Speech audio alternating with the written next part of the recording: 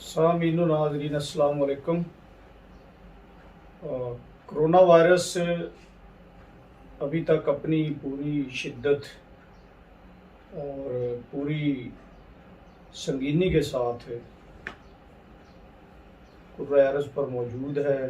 انسانیت کو اسی طرح سے ہی خطرات درپیش ہیں، اور جو سلسلہ ہے اموات کا وہ بھی کم ہونے میں نہیں آ رہا، اور جو پازیٹیو کیسز ہیں ان کی ریشو بھی کم ہونے میں نہیں آ رہی۔ کسی ملک میں کوئی ہے سلسلہ ریشو ہے، کسی میں کوئی ہے، لیکن ایک چیز ہمیں کلیئر ہے کہ جن ممالک نے بھی اس کے ایس او پیز پہ عمل کیا، اپنی اسٹیٹ اور حکومت کے ساتھ تعاون کیا، وہ نہ صرف اس کے نقصان سے محفوظ رہے اور منیمائز کر لیا انہوں نے اپنا لاس، بلکہ وہ اب وہاں پہ نارمل لائف جو ہے وہ بھی شروع ہے۔ چائنا کی مثال آپ کے سامنے ہے کہ چائنا سے یہ شروع ہوئی تھی، یہ کووڈ-19 کی جو وبا ہے، اور پھر اس نے پورے دنیا کو اپنے لپیٹ میں لیا۔ اسی لیے پہلے اس کو ایپیڈیمک اور پھر پینڈیمک، اور پھر اینڈ پہ جب دیکھا کہ اس کی تو پورا جو ایک انسانی سلسلہ ہے زمین کے اوپر، وہ کسی بھی خطے میں کوئی سیف نہیں ہے، تو اس کو اینڈیمک ڈکلیئر کیا گیا، جس نے پوری دنیا کو اپنی لپیٹ میں لیا ہوا تھا۔ فرسٹ ویو آئی، پھر سیکنڈ پاکستان میں، اس کو اب تھرڈ ویو جو چل رہی ہے، لیکن یہ جس نے پوری دنیا کو اپنی لپیٹ میں لیا ہوا ہے، اور اس کا سلسلہ بھی جو ہے وہ پھیلاؤ کا یہ ٹچ کے ساتھ، یعنی کہ وہ کسی کو آپ چھو لیتے ہیں، اور بے شک آپ فزیکلی وہاں پہ نہیں بھی ہیں، تو جس جگہ سے آپ چلے گئے ہیں ہاتھ لگا کے، وہاں سے بھی وہ دوسرے کے ہاتھ کو لگ کے، اسی لیے اس میں واشنگ ہینڈس پہ زور ہے، ماسک پہ زور ہے کہ اس کو روکا جائے۔ آج جس ٹاپک پہ بات ہم کرنے جا رہے ہیں وہ ہے ویکسینیشن اس کی۔ یہ ایک طرح سے ہمیں احسان مند بھی ہونا چاہیے ان لوگوں کو جنہوں نے اس پہ اپنی ریسرچ جاری رکھی، اور ہم لوگ تو کج بحثیوں میں الجھے ہوئے ہیں کہ یہ ہے بھی کہ نہیں بھی ہے، اور یہ پتہ نہیں مختلف حوالوں سے، میں اس میں نہیں جاتا، کہ جیسے وہ میں نے پڑھا تاریخ میں کہ 60 میں ہمارے یہاں جو جزام تھا لیپرسی، اس کا ایک بڑا آیا ہوا تھا پھیلاؤ، وہ بھی چھوت کا مرض تھا، کوڑ کا۔ اس وقت وہ ہماری موسن بان کے آئی تھی رتفاؤ، اور اس نے پھر اس کو، وہ ایک الگ داستان ہے۔ تو ایک بات اس نے کی تھی کہ مجھے یہاں پہ دو جو محاذ ہیں ان پہ لڑنا پڑ رہا ہے، ایک تو مجھے وسائل کی کمی ہے اور لوگوں کو جو پہنچنا ہے ان تک میڈیسنز اور کیور، اور دوسرا وہ کہتی اس سے بھی بڑا مشکل میرے لیے لوگوں کو کنونس کرنا کہ وہ اس کو کوئی خدائی عذاب یا آفت سمجھ کے، جس کو یہ ہوتا تھا اس کو پھینک آتے تھے، اور پھر اس کو کہتے تھے کہ کوئی اس کی ہیلپ بھی کرے گا تو وہ بھی معدوم ٹھہرے گا۔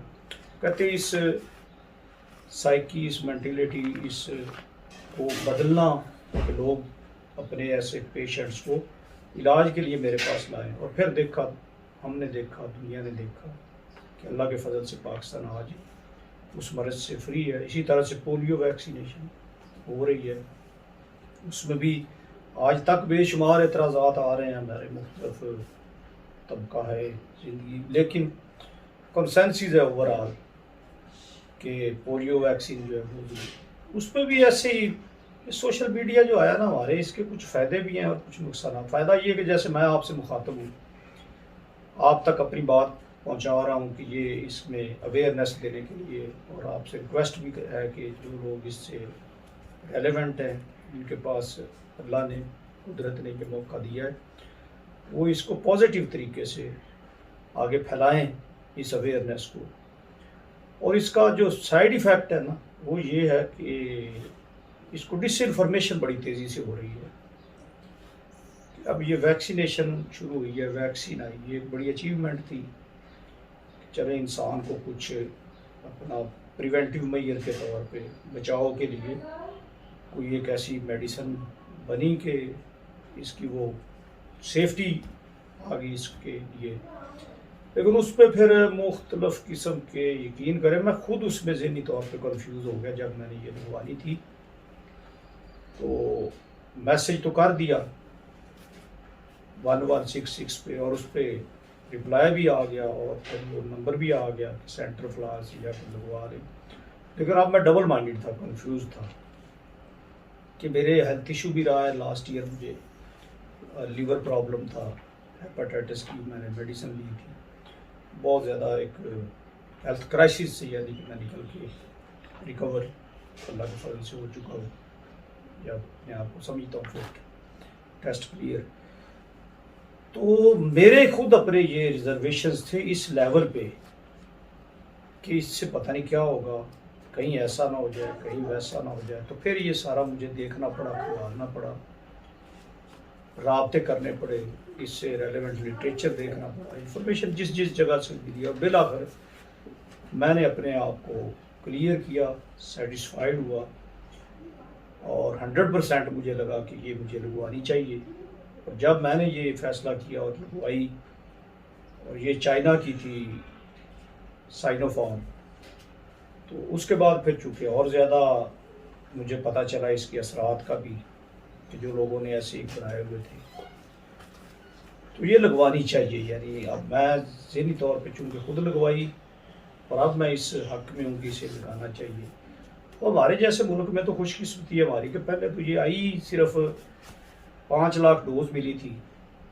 تو اس کا یہ تھا کہ وہ جب ہیلتھ والوں کو دیکھا تو یہ تو ان کے لیے بھی انسفیشینٹ تھی. 4 لاکھ کے قریب ان کی اسٹرینتھ بنتی ہے، اس سے زیادہ بنتی ہے. تو اس کے بعد پھر یہ سلسلہ چلتا رہا، کچھ ڈونیشنز، کچھ امداد، کچھ اب حکومت خرید بھی رہی ہے. تو یہ ہمیں موقع دیا گیا. تو جب یہ موقع ملا تو اب ہمیں اس نکل آنا چاہیے اس کلفشار سے، یا دماغی جو ہمارے اندر ایک کنفیوژن ہے کہ اس کا کہیں کوئی نقصان تو نہیں ہے. ہاں میں نے پھر دیکھا کہ یہ بتایا گیا کہ اس سے جی یہ ہوتا ہے کہ آپ کی بخار آتا ہے، اور سائیڈ ایفیکٹس اس کے بڑے ہیں، اور فضول قسم کی ایسی چیزیں وہی سوشل میڈیا کے ذریعے سے ڈس انفارمیشن اتنی پھیلائی گئی کہ لوگ خوف زدہ ہو گئے. آج ایون جو ہے وہ لوگ ڈسکس کرتے ہیں گاؤں میں، دیہات میں، پڑھے لکھے لوگ بھی، کہ جی یہ ویکسینیشن کیا ہے. یہ تو مجھے میسج آیا لیکن میں نہیں گیا، بلکہ میں تو لگانے لگا تھا تو بھاگ گیا کہ یہ کورونا کا وہ لگا کے نا ٹیکہ تو بندوں کو مار رہے ہیں.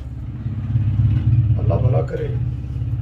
ہماری یہ پتہ نہیں کب اس طرح سے ہوگی گرومنگ کہ ہمارے سامنے مثال ہے، چین اس سے نکلا ہے، نیوزی لینڈ ہے، باقی ممالک جو ہے وہ، اور ہمارے جیسے انڈیا ہے تو وہ اسی چکر میں کہ جی نہیں کچھ نہیں ہوتا، سوشل ڈسٹینس کی کیا ضرورت ہے جی، کمبھ میلہ جی سب نے شامل ہونا ہے جی، اور جو ہونا ہے جی اوپر سے ہونا ہے جی.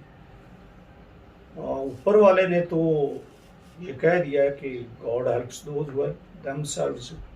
اسٹریٹجیز کا، پلاننگ کا، عقل اور شعور کو استعمال کرنے کا حکم بار بار دیا گیا ہے اسلام میں.